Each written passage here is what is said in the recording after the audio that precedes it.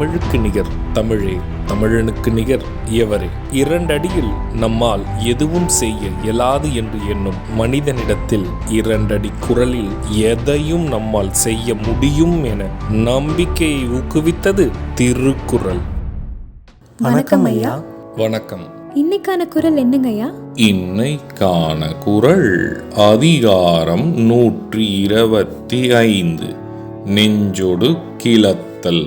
குறள் எண் 1242. காதல் அவரிலராக நீ நோவது பேதைமை வாழியன் நெஞ்சு. இந்த குறளுக்கான பொருள் என்னங்க ஐயா?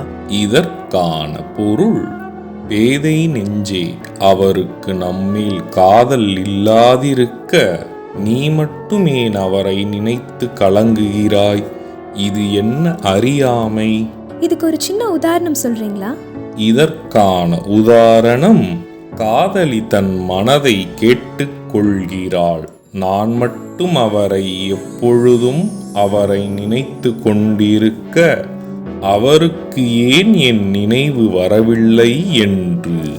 நான் சொன்ன குறளும் அதோட விளக்கமும் உங்களுக்கு பயனுள்ளதா இருந்ததா?